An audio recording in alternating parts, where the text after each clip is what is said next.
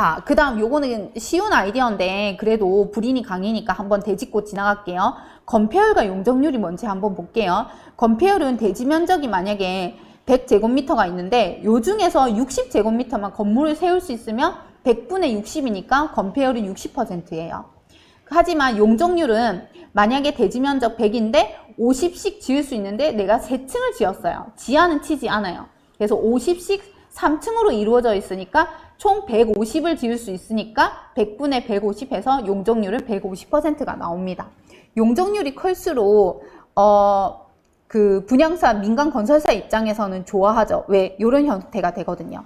요렇게 빽빽하지만 세대수를 많이 할수록 많이 팔아먹을 수 있으니까 민간 건설사는 좋아하고요.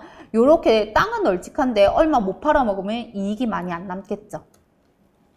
자, 우리 분석하기 전에 요것도 아시고 가셔야 돼요. 공급 면적, 전용 면적, 계약 면적. 자, 공급 면적은 쉽게 말해서 분양받는 면적이에요. 나 34평에 살아요, 25평에 살아요. 이게 분양 면적이고요. 전용 면적은 25평 산다고 해서 25평이 싹 다 내 집안의 면적이 아니에요. 25평보다 훨씬 작아요.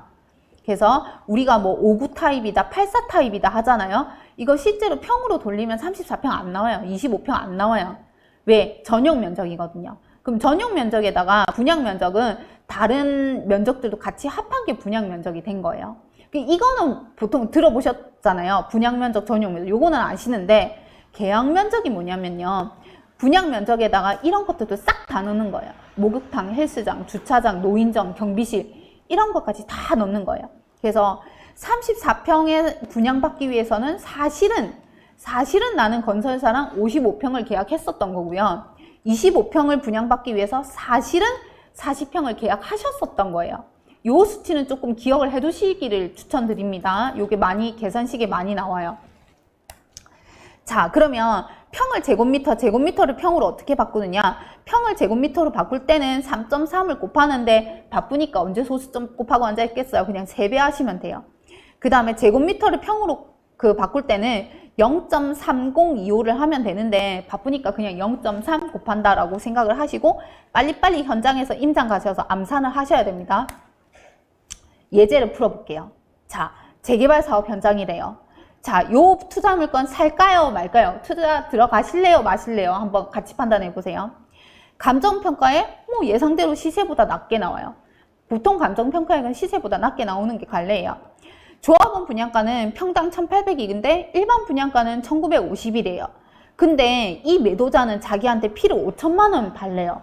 살까요 말까요? 이 계산을 어떻게 합니까? 비싼지 싼지를 지금 구분이 안 되는 거잖아요. 이걸로 계산을 해보는 거예요. 자, 해볼게요. 나는 1,950만 원짜리를 1,800에 받을 수 있는 거예요. 그러면 150만 원만큼 할인을 받고 들어가는 거죠. 한 평당. 그럼 얼마만큼 이득이냐?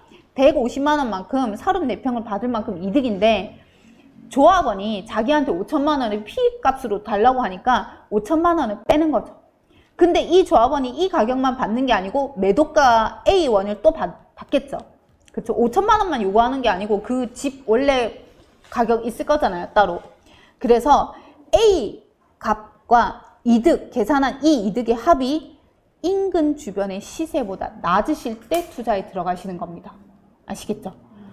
이걸 공인중개사 설명 들으면서 좋다고 하니까 투자 들어가는 것도 이러면 정말 묻지마 투자가 되시는 거예요. 이러면 정말 묶이십니다. 몇 년 고생하세요. 아시겠죠? 자, 그러면 재개발, 재건축 투자 왜 하는지 한번 알아볼게요. 여러분은 재개발, 재건축 투자 왜 하세요? 좋다고 하니까, 돈이 제일 되니까, 확실하니까. 그쵸? 제가 생각해본 이유는 이렇게 5가지가 있어요. 첫 번째는 신축 아파트에 대한 열망은 끊이지 않아요. 이거를 잠재울 수가 없어요. 우리 자녀 세대들은 점점 커서 성인들이 될 거고 그 성인들은 또다시 신축 아파트를 원할 거예요. 이거는 인간의 욕구죠. 그 다음에 두 번째, 청약 당첨 가능성이 매우 낮습니다. 된다는 보장도 없고요. 내가 만약에 점수가 낮으면은 사실은 빨리 다른 데 투자처를 찾는 것이 가성비가 더 좋을 수도 있단 말이에요. 그 다음에 세 번째, 수요와 공급의 원리입니다. 왜냐하면 아까 재개발 지역 같은 경우에는 주택수 줄어드는 거 아까 보셨죠?